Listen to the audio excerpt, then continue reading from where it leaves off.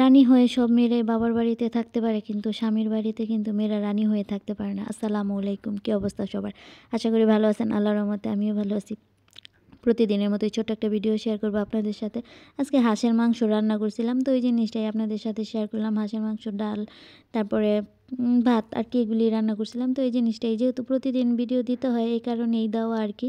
তো এখানে আমি হলদি, মরিচ, আদা, রসুন, মানে যে যা মশলা ব্যবহার করে আমিও তাই মশলা ব্যবহার করি। এখানে কেউই কোনো ব্যতিক্রম নেই। ওই দিন একটা হাঁস আনছিলাম আর কি, বড়। তো ওই বড় হাঁসটা প্রায় 3.5 কেজি মাংস হয়েছে আর কি, এরকম একটা অবস্থা।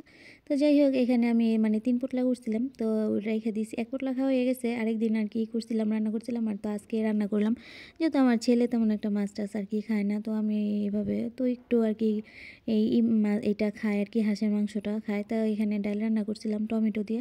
টমেটো মানে যেই দিনে যেটা না দিলে আর কি ভালো লাগে না, তো এখানে টমেটো দিয়ে আর কি ডাল রান্না করছিলাম। টকের দিনে যেমন জলপাইয়ের দিনে জলপাই, আমের দিনে আম, এগুলি দিয়ে ডাল রান্না করলে আর কি বেশি ভালো লাগে।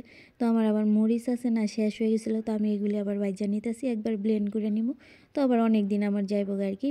এই তো পাশাপাশি রান্না, ডালটাও বাগার দিব আর কি। ওইখানে আমি দিছি পেঁয়াজ মরিচ দিয়া, তারপরে কি বলে এটারে, রসুন দিয়া বাগার দেবো আর কি। আর এখন আর কি খাই আমি, যে সরষের তেলটা আর কি খাই। ডাক্তার আর কি সয়াবিন তেলটা আর কি খাইতে না করছে, তো এই কারণে সরষের তেল খাই। কিন্তু সরষের তেল দিয়া মানে মাংস রান্না করলে মজা আর কি লাগে, তেমন খারাপ লাগে না। কিন্তু মানে অন্য ভাজি টাজি একটু কেমন জানি আর কি লাগে। তো এখানে আমি ডালটা বাগার দিয়ে ফেলাইছি, ডালটা ধনিয়া পাতা দিলাম। তো প্রথমে আর কি যাই বলতেছিলাম যে বাবার ঘরে মেয়েরা রানী হয়ে থাকে, কিন্তু দেখা গেছে স্বামীর ঘরে এই জিনিসটা হয় না।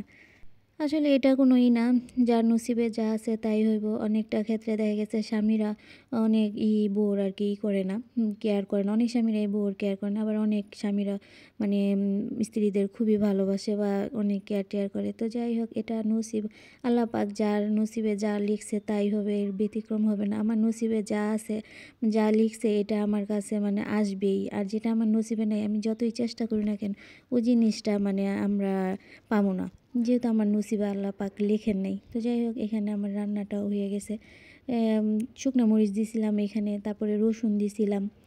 কি বলবো আর কি না বলবো, প্রতিদিনের কথায় কিছুই বুঝতে পারি না। তো যাই হোক, এই তো ভাতটাও হয়ে গেছে। ভাতটা ঠিকা দিয়ে একটু আর কি দিয়ে নিলাম, একটু ছ্যাঁকা দিয়ে নিলাম। এভাবে ছ্যাঁকা দিয়ে নিলে আর কি ভাতটা দেখা গেছে নিচে একটু পানি পানি হয় না। বয়স দিতে গেলে মনে হয় মানে সারা মানে সব কিছুর শব্দ মনে হয় মোবাইলের সামনে আইসা পড়ে, এরকম একটা অবস্থা।